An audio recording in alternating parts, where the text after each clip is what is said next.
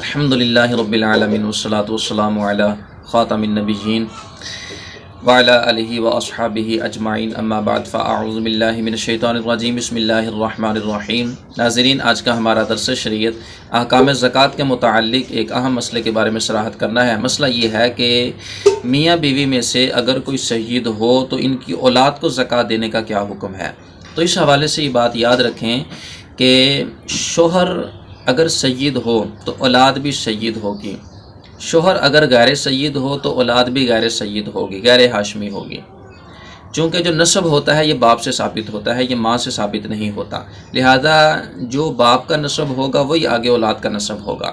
باپ اگر ہاشمی ہے، اگر سید ہے، جو اولاد ہے وہ بھی سید ہے، اور سید اور ہاشمی کو چونکہ زکوٰۃ نہیں دے سکتے، اس چیز پہ علماء نے اتفاق کیا ہے۔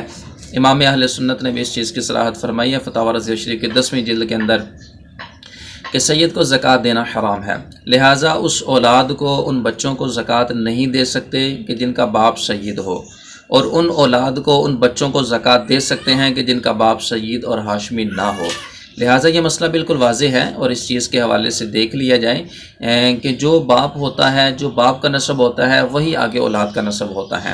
اور یہاں پر ایک اور اہم بات یہ ہے کہ شوہر اگر سید ہے اور بیوی مستحق زکوٰۃ ہو جاتی ہے تو ایسی صورت کے اندر اس کی بیوی کو بھی زکوٰۃ دی جا سکتی ہے۔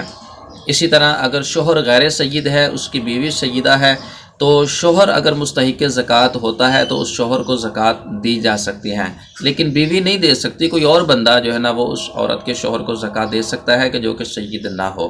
تو لہٰذا سید کسی بھی حالت کے اندر ہو اس کو زکوٰۃ دینا یہ شرعی اعتبار سے حرام ہے۔ زکوٰۃ دینے کے اندر اس چیز کا انتخاب کیا جائے کہ جس کو زکوٰۃ دی جا رہی ہے وہ سید نہ ہو۔ سیدوں کے زکوٰۃ جو ہے ان کی شان کے لائق نہیں ہے، یہ اموال کا میل کچیل ہوتا ہے۔ رسول پاک صلی اللہ علیہ وسلم نے ان کو زکوٰۃ دینے سے بھی منع کیا ہے اور ان کو زکوٰۃ لینے سے بھی منع کیا ہے۔